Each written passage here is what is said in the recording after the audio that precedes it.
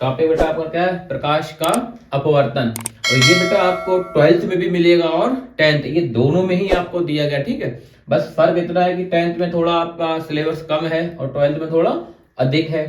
तो बेटा देखिए प्रकाश का अपवर्तन क्या होता है, आज इसको डिटेल में समझते हैं। प्रकाश के अपवर्तन में जो इसकी डिफिनेशन होती है वो ये होते है कि जब कोई प्रकाश की किरण एक माध्यम से दूसरे माध्यम में प्रवेश करती है तो अपने मार्ग से क्या हो जाती है? विचलित हो जाती है। इसी को प्रकाश का अपवर्तन कहते हैं। सपोज दैट आपने यहां पर एक माध्यम मान लिया बेटा, ये क्या मान लिया आपने? माध्यम Z और Z', ठीक। और इसमें एक आपका बेटा क्या है? ये अभिलंब है, इसे क्या बोलते हैं? अभिलंब, ठीक। ये बेटा होता है यहां पर बिंदु आपका O, और इसको हम बोलते हैं क्या? आपतन बिंदु।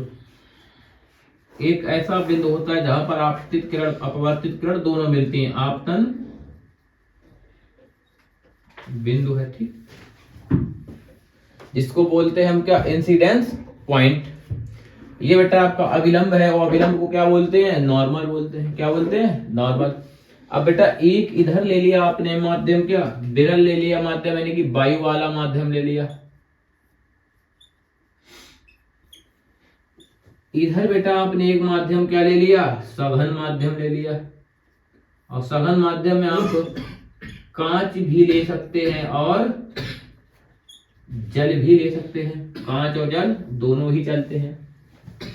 ये आपका N1 माध्यम हो गया, ये क्या हो गया आपका? N2 माध्यम हो गया, ठीक। अब देखिए बेटा,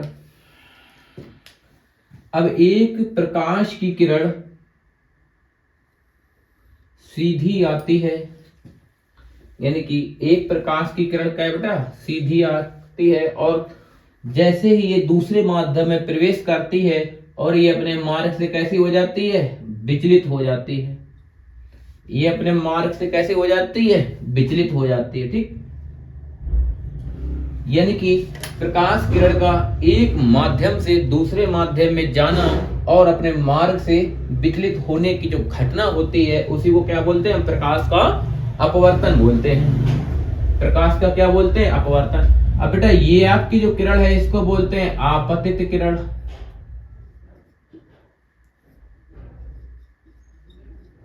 इसको क्या बोलते हैं? आपतित किरण।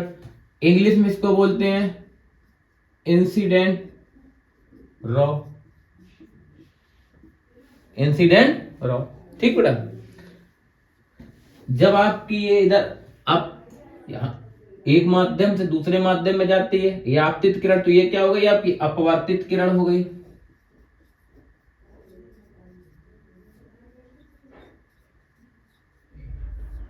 ये क्या हो गई? आपकी अपवर्तित किरण हो गई बेटा।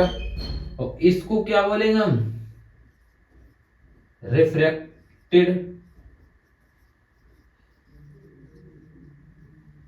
इसको क्या बोलेंगे आप बेटा? रिफ्रैक्टेड रॉ बोलेंगे, ठीक है। अब बेटा यहां तक तो आपको आया ही समझ। एक माध्यम आपका विरल मान लिया, दूसरा माध्यम आपका सघन मान लिया। अब ये बेटा आपका क्या है? एक अभिलंब है, और ये क्या है? आपका आपतन बिंदु है। ये बेटा क्या है? आपका आपतन बिंदु। आपतन बिंदु को क्या बोलते हैं? इंसिडेंट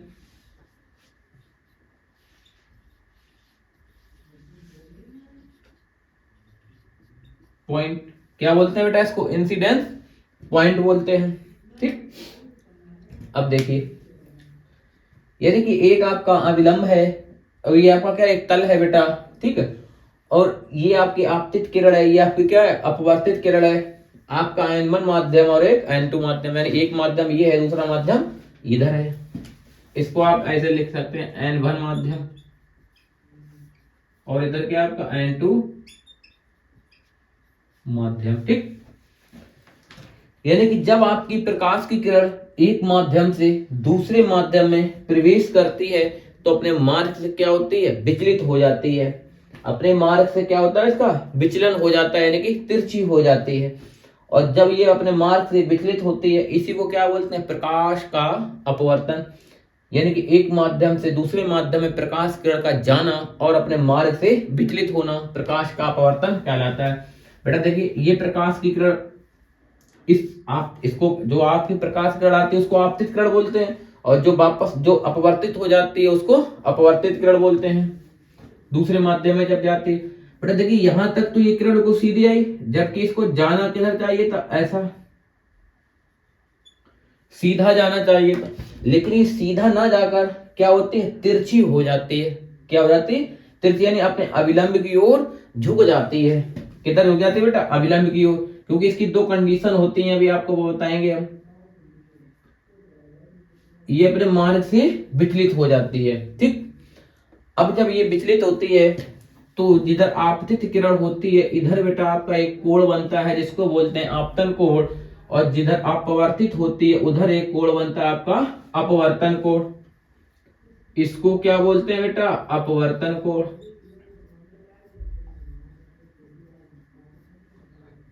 क्या बोलते हैं इसको बेटा, अपवर्तन कोण, ठीक।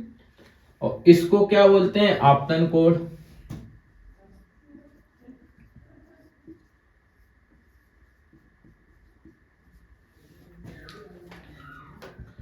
यानी कि इंसिडेंस एंगल।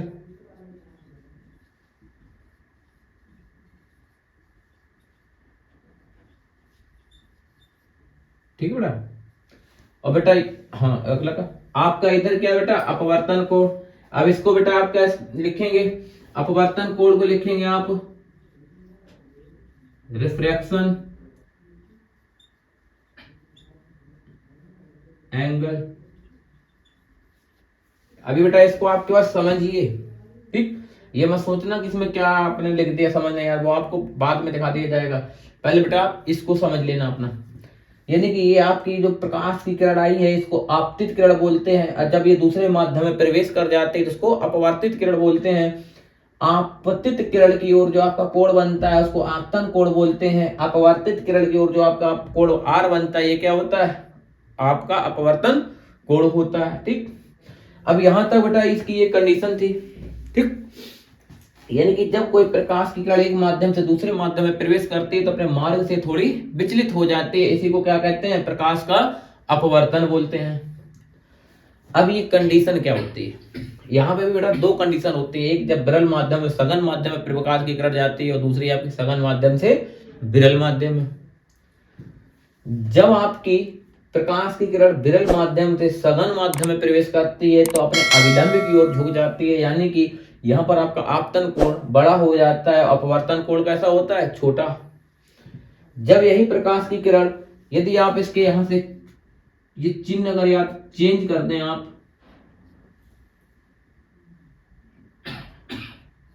ठीक, और इधर आप आपतन कोण आप आई मान लें और इधर क्या मान लें, अपवर्तन कोण, कंडीशन चेंज, इधर आपतन कोण इधर अपवर्तन कोण।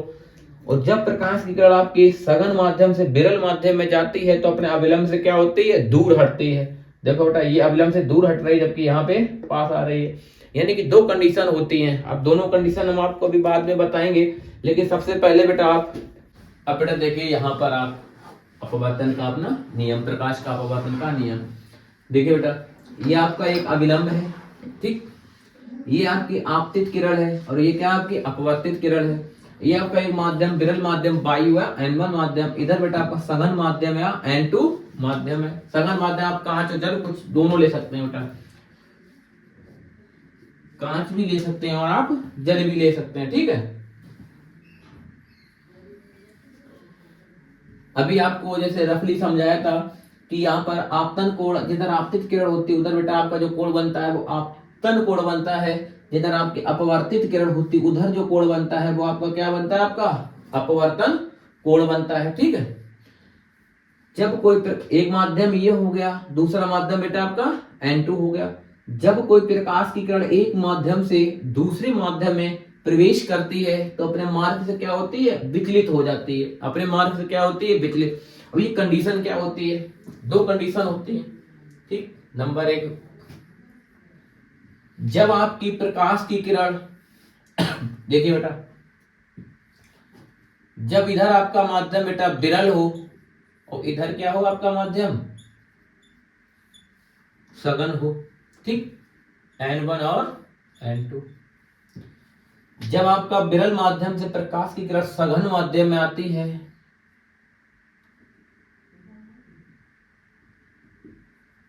जब आपकी प्रकाश की किरण विरल माध्यम से सघन माध्यम में आती है तो अपने मार्ग से तो क्या होता है, अभिलंब की ओर झुक जाती है। इस कंडीशन में क्या होता है, जब प्रकाश की किरण विरल माध्यम से सघन माध्यम में आती है तब अपने अभिलंब की ओर झुक जाती है, ठीक। किधर झुक जाती है बेटा, अभिलंब की ओर झुक जाती है। देखिए ये अभिलंब है और इसी तरफ को झुक गई है। कब झुकी, जब आपकी प्रकाश की किरण आप विरल माध्यम से सघन माध्यम में प्रवेश करती है। ये कंडीशन बेटा याद रखना, जब आपकी प्रकाश की किरण विरल माध्यम से सघन माध्यम में प्रवेश करती है तो अपने अभिलंब की ओर झुक जाती है, जो सेम कंडीशन वहां पर आपकी है, ठीक। यहां पर क्या होता है, आई का मान बड़ा होता है किससे, आर से। जो आई बड़ी होती है और आर कैसा होता है, छोटा होता है। यदि यही आपका माध्यम चेंज हो जाए, इधर आपका बेटा सघन माध्यम हो जाए और इधर क्या हो आपका विरल माध्यम। अब देखिए बेटा, जब आपकी प्रकाश की किरण सघन माध्यम से विरल माध्यम में प्रवेश करेगी तो अविलंब से कैसी होगी, दूर हटेगी, अविलंब से दूर हट जाती है। यानी कि विरल माध्यम से सघन माध्यम में आती है तो अविलंब की ओर झुकती है, जबकि सघन माध्यम से विरल माध्यम में जाती है तो अविलंब से दूर हटती है। यहाँ पर बेटा प्रकाश की किरण आपकी क्या हो रही है, अविलंब से दूर हट रही है।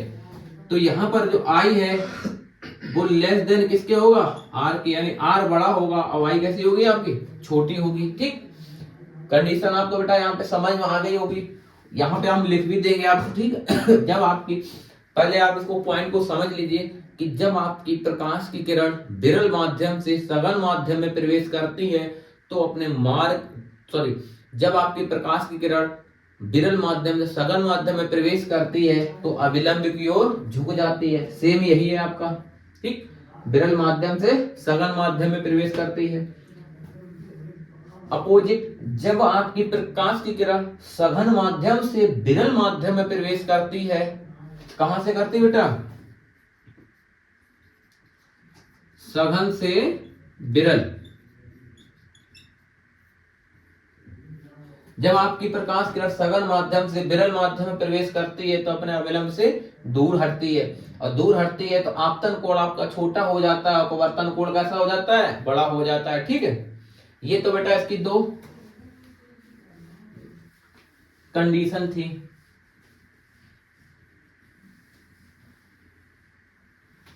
आप चाहे तो इसको लिख भी सकते हैं।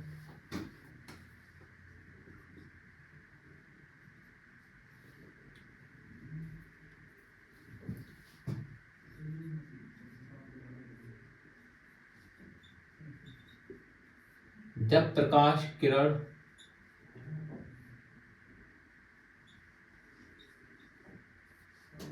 विरल माध्यम से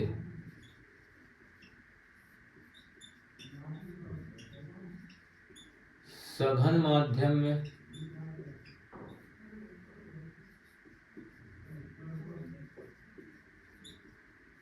प्रवेश करती है तो अविलंब से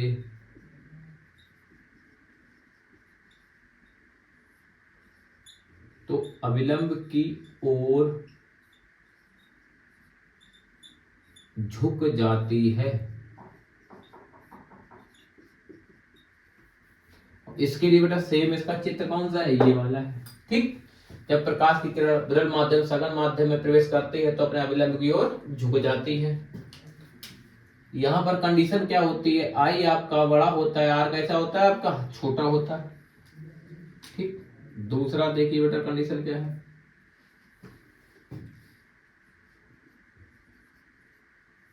सघन से विरल में जाती है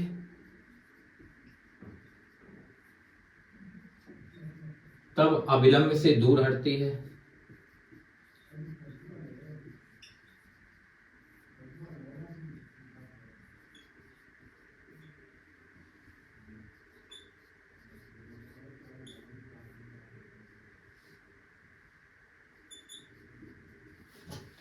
इस कंडीशन में क्या होता है आपका बेटा, आई आपका छोटा होता है जबकि आर आपका बड़ा होता है। और इसका चित्र आप बना ही देंगे ऐसे कि इधर सघन माध्यम, इधर आपका विरल माध्यम, सघन माध्यम से जब प्रकाश की किरण विरल माध्यम में जाती है तो क्या होता है, ये अविलंब से दूर हटती है। किधर हो जाती है, अविलंब से दूर। अब देखिए बेटा आई आपका छोटा हो गया और आर कैसा हो गया, बड़ा। यानी कि जब सघन माध्यम से विरल माध्यम में जाती है तो अविलंब से प्रकाश की किरण दूर हटती है। ठीक, अब यहां तक आप चाहें तो बेटा इसका स्क्रीनशॉट ले सकते हैं।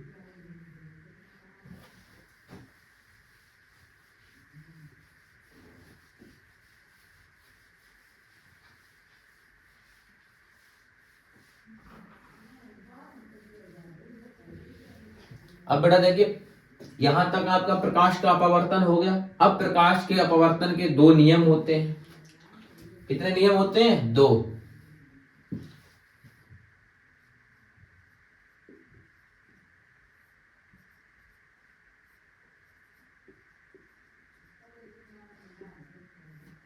प्रकाश के अपवर्तन के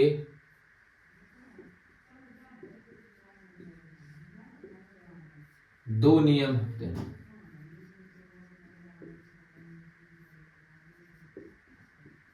ठीक, नंबर 1, नंबर 2। अब देखिए बेटा प्रकाश के अपवर्तन के दो नियम कौन कौन से होते हैं। सबसे पहला जो रूल है वो क्या, देखिए तल एक है, यहां पर तल एक ही है, सपोज दैट आपका एक तल है ये, और इसी तल से आपकी आपतित किरण और इसी तल से आपकी क्या है बेटा, अपवर्तित किरण। यानी कि दोनों, और आपका आपतन बिंदु, यानी आपतन बिंदु भी आपका इसी तल पर है, अपवर्तित आपतित किरण भी आपकी इसी तल पर है, और बेटा आपकी जो अपवर्तित किरण है वो भी एक ही तल पर है। यानी कि सपोज दैट ये आपका एक तल है और इसी तल पर आपका आपतन बिंदु भी है, इसी तल पर आपकी आपतित किरण भी है, इसी तल पर आपकी अपवर्तित किरण भी है। तीनों ही किरणों का आपका जो बेटा बिंदु है वो क्या है, तल क्या है, एक है। तल क्या है बेटा, एक है। यानी कि जो पहला इसका जो नियम है वो है आपतित किरण, अपवर्तित किरण तथा आपतन बिंदु पर अविलंब। आपतित किरण, अपवर्तित किरण तथा आपतन बिंदु पर अविलंब तीनों एक ही तल पर होते हैं।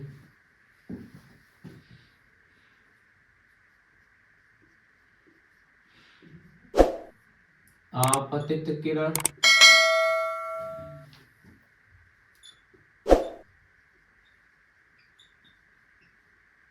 अपवर्तित किरण तथा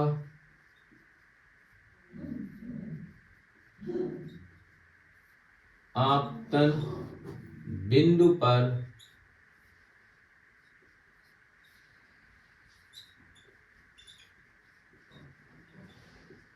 अविलंब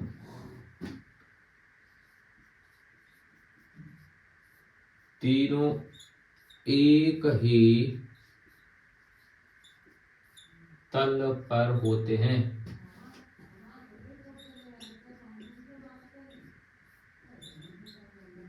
ठीक है बेटा, देखिए यानी कि तल आपका सिर्फ एक है, तल क्या है, एक ही है ये। तो इस तल को आपने नाम दे दिया, सपोज दैट क्या,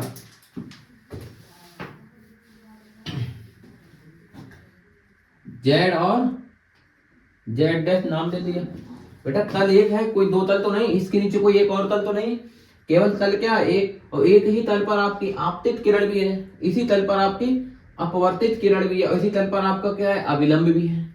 ठीक, तीनों के तीनों जो किरणें हैं वो आपकी किस पे है, एक ही तल पर हैं। ठीक, तीनों किरणें कैसी हैं आपकी, एक ही तल पर है। यानी आपतित किरण भी उसी तल पर है, अपवर्तित किरण भी बेटा इसी तल पर है, और आपका अविलंब भी कैसा है, इसी तल पर है। यानी आपतित किरण, अपवर्तित किरण तथा आपतन बिंदु पर अविलंब एक ही तल पर होते हैं।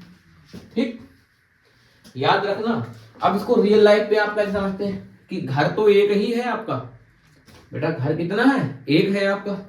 अब एक ही घर में छोटे भाई भी आपके रह रहे हैं, बड़े भाई भी आपके रह रहे हैं उसी घर में, और आपके मझले भाई भी एक ही घर में, घर एक है और एक ही घर में कितने लोग रह रहे हैं आपके? 3 लोग रह रहे हैं। कितने रह रहे हैं आपके? 3 लोग। ऐसे ही जब एक तल है और एक ही तल में आपतित किरण भी है, अपवर्तित किरण भी है और अभिलंब भी है। ठीक, रियल लाइफ पे आप इसको बेटा समझते जाना, क्योंकि ज्यादातर फिजिक्स रियल लाइफ पे ही बेटा खत्म होती है। आपके दैनिक जीवन में जो आप करते हैं सेम आपका फिजिक्स में वही होता है सब कुछ। समझ गए बेटा? एक घर में 3 भाई रह रहे हैं, आपतित किरण जो है वो भी भाई उसी में रह रहे हैं, एक आपके अपवर्तन भाई हैं वो भी इसी में रह रहे हैं, और अभिलंब जो है वो भी एक ही घर में 3 लोग रह रहे हैं। ठीक है, अब बेटा दूसरा देखिए आप।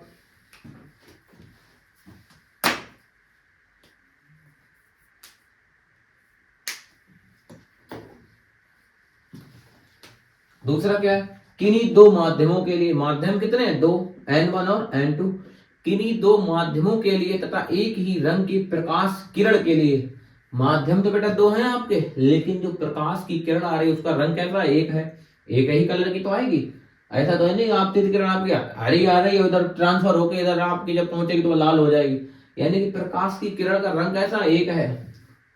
आप एक ही किन्हीं दो माध्यमों के लिए तथा एक ही रंग की प्रकाश किरण के लिए आपतन कोण का मान, या आपतन कोण की ज्या साइन आई तथा अपवर्तन कोण की ज्या साइन आर का अनुपात सदैव क्या होता है? एक नियतांक होता है।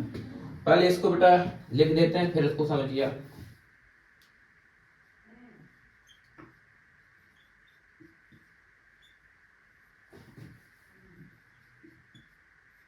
किन्हीं दो माध्यमों के लिए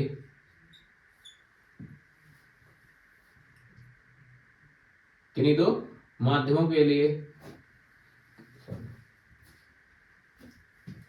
तथा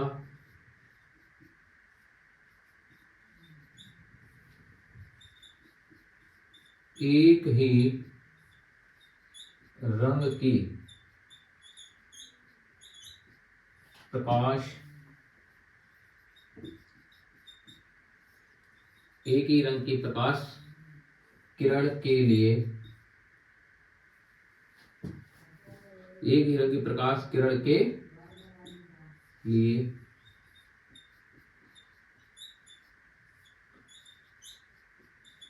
आपतन कोण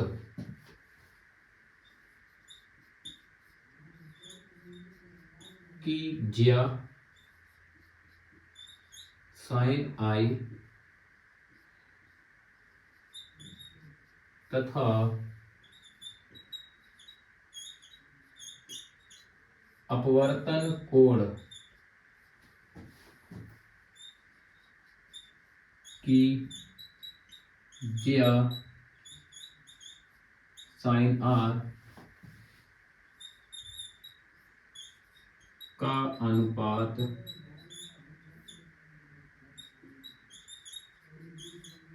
सदैव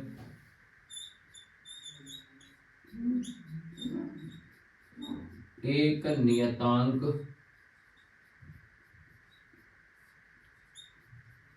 होता है। ठीक है, यानी कि बेटा माध्यम तो आपके 2 हैं, एक आपका N1 माध्यम है, एक बेटा क्या आपका N2 माध्यम है। लेकिन जब दोनों ही माध्यम में जो प्रकाश की किरण आ रही है उसका रंग कैसा है? सेम एक है। प्रकाश की किरण का रंग कैसा है? सेम एक है। यानी कि जब ये भाई साहब आप अपने रियल लाइफ पे समझिए कि आपके घर में कोई बेटा एक गेस्ट आए हैं, ये भाई साहब इस रूम से दूसरे रूम में जा रहे हैं, तो आपको मालूम है कि थोड़ा मुड़ना तो पड़ता ही है। ये भाई साहब एक रूम से दूसरे रूम में जा रहे हैं और जस्ट तुरंत जा रहे हैं, 1 सेकेंड में ही इधर से उधर ट्रांसफर होना है इनको। तो इनका क्या है, जैसे इनके कपड़े इस रंग में, इस जिस कलर के इस रूम में होंगे वैसे ही कैसे होंगे इस रूम में भी। माध्यम यानी रूम तो 2 हैं लेकिन एक ही रंग के कैसे हैं कपड़े पहने हुए हैं ये। ठीक, यानी कि माध्यम तो बेटा आपके 2 हैं लेकिन प्रकाश की जो किरण है उसका रंग कैसा है? एक है। तो इसको क्या बोलते हैं? किन्हीं 2 माध्यमों के लिए, माध्यम 2 हो गए, तथा एक ही रंग की प्रकाश किरण के लिए, यानी कि प्रकाश की किरण है उसका रंग कैसा है? सेम एक है। किन्हीं दो माध्यमों के लिए तथा एक ही रंग की प्रकाश किरण के लिए आपतन कोण की ज्या साइन आई तथा अपवर्तन कोण की ज्या साइन आर का अनुपात सदैव एक नियतांक होता है। क्या होता है बेटा? एक नियतांक होता है। ठीक, अब कैसे देखिए, यानी कि sine i upon sine r is equal to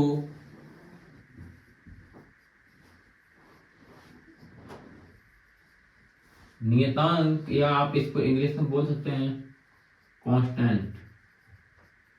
English में क्या बोल सकते हैं इसको आप? कांस्टेंट। ठीक, यानी कि एक ही रंग किन्हीं दो माध्यमों के लिए आई और आर, आपतन कोण और अपवर्तन कोण, किन्हीं दो माध्यमों के लिए तथा एक ही रंग की प्रकाश किरण के लिए आपतन कोण की जैसे साइन आई तथा अपवर्तन कोण की साइन आर का अनुपात सदैव एक नियतांक होता है। ठीक, या आप इसको ऐसे भी ले सकते हैं, is equal to 1n2 is equal to, इसी को बेटा आप ले सकते हैं n2 अपान n1, यानी एक माध्यम के सापेक्ष दूसरे माध्यम का अपवर्तनांक। यहाँ n क्या होता है? आपका अपवर्तनांक होता है। एक माध्यम के सापेक्ष दूसरे माध्यम का अपवर्तनांक is equal to b1 upon b2, यानी कि जो आपके जो चाल होती है वो भी क्या होती है? यही होती है आपकी। ठीक है बेटा,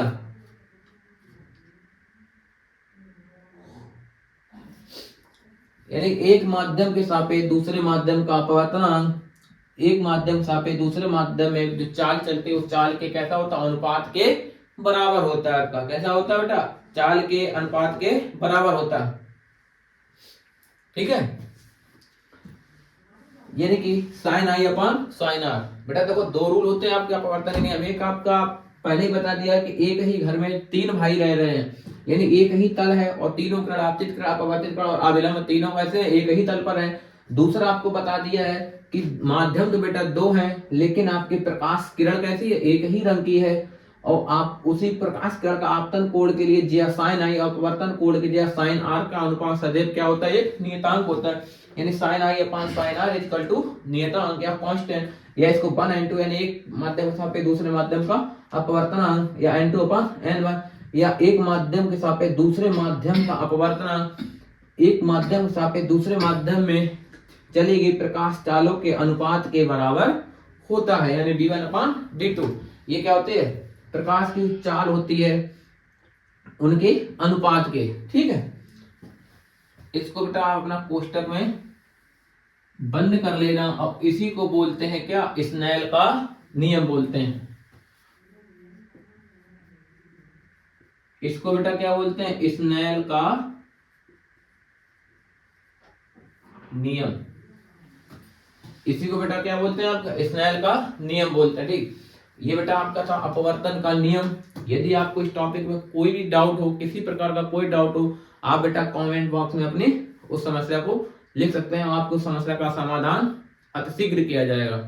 अब बेटा ज्यादा कोशिश करना, चैनल को लाइक, सब्सक्राइब और शेयर इसको कीजिए। ज्यादा बेटा बच्चों तक इसको पहुंचाइए, क्योंकि आपको मालूम है कि बोर्ड एग्जाम बेटा बहुत करीब आने वाले हैं सबके, और फरवरी में लगभग आपको 24 से 25 फरवरी का आपकी टाइमिंग रखी गई है। ज्यादा बच्चों के पास शेयर होगा तो उनको इसका प्रॉफिट मिल जाएगा। कुछ बच्चे आपको मालूम है बेटा जो नहीं पढ़ पा रहे हैं किसी कारणवश, या किसी का आर्थिक स्थिति खराब है, तो उन बच्चों को भी इससे लाभ पहुंचेगा। तो बेटा आप इसको ज्यादा लाइक कीजिए और सब्सक्राइब कीजिए और शेयर कीजिए।